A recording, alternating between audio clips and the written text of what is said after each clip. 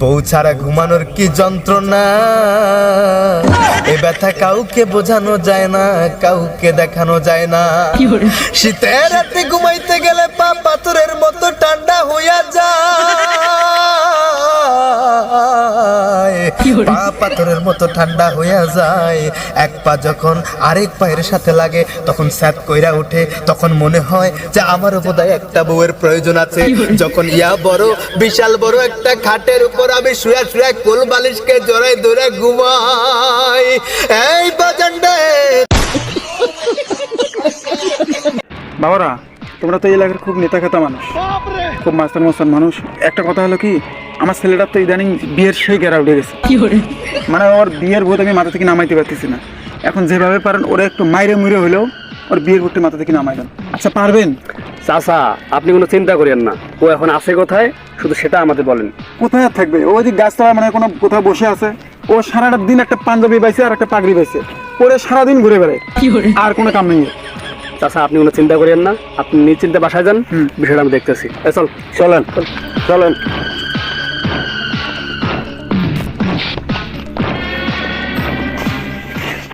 বিয়ের গেরা ধরছে গো যারে,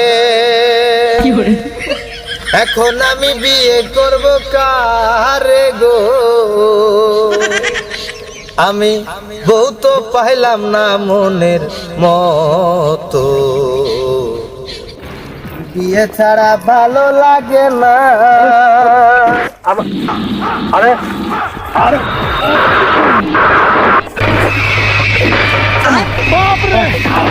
আরে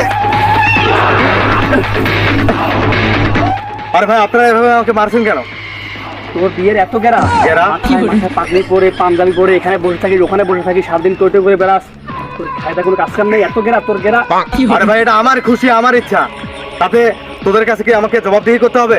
অবশ্যই করতে হবে। আর কেন করতে হবে? আরে আমি কি সাথে সাথে এসব পরে ঘুরে বেড়াই, টই টই করে ঘুরে বেড়াই, ধীরে দুপুরে ফেরারি হয়ে যাতাবার হয়ে, আমি কেন রাস্তায় রাস্তায় পাগলের মতো একটা পাগড়ি আর একটা পাঞ্জাবি গায়ে চড়িয়ে ঘুমাই? তোরা জানিস ভাই, আবার এই যে তুই বললি না যে বিয়ের গেরা, হ্যাঁ তুই ঠিকই বলেছিস, আমার বিয়ের গেরা।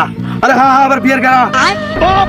শীতের রাতে বউ ছাড়া ঘুমাতে গেলে কি পরিবার কষ্ট হয় এটা শুধুমাত্র সিঙ্গেল ছেলেরা জানে। আর তোরা বলছিস আমি কেন এভাবে ঘুরে বেড়াই? তোরা আমাকে মারতেছিস, রাস্তার পাগল বলে আমাকে পেটাচ্ছিস এভাবে, কিন্তু তোরা দিন শেষে হিসাব করে দেখিস নি একজন সিঙ্গেল ছেলের কি পরিমাণ কষ্ট হয় রাতের বেলা ঘুমাতে। ওস্তাদ, আর এগুলো ডায়লগে আপনি ইমোশনাল হইয়েন না। আরে ধরেন হাত দুইটা কেলানি দেই।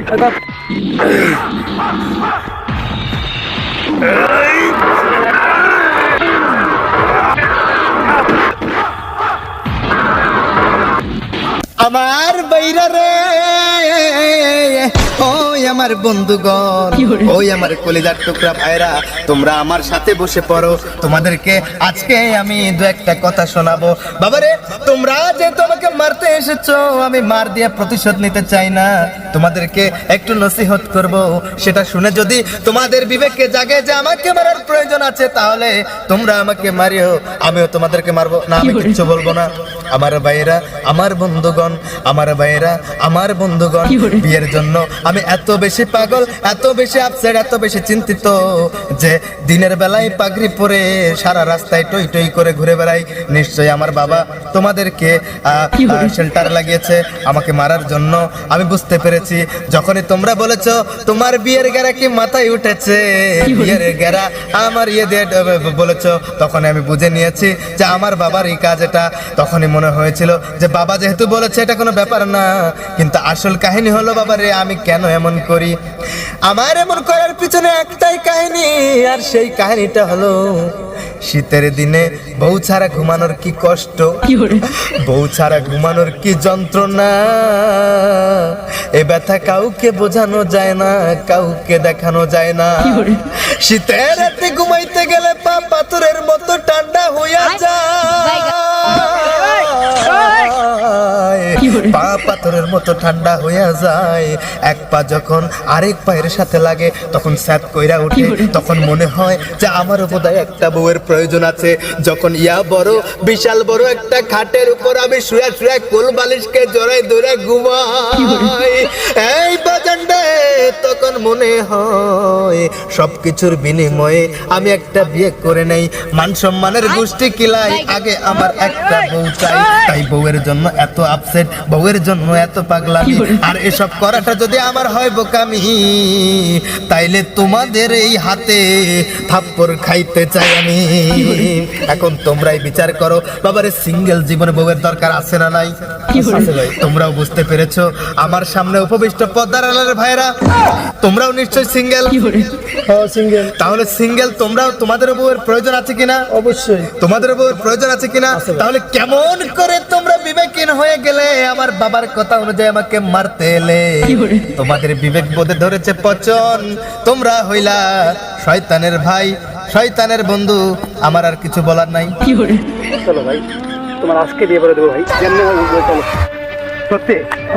তাহলে আমাকে কাঁধে তুলো, আমাকে এভাবে তোলো, তোলো পর পর সেজে যাবো রে, মাথায় পাগড়ি পরে সেই তো আমি।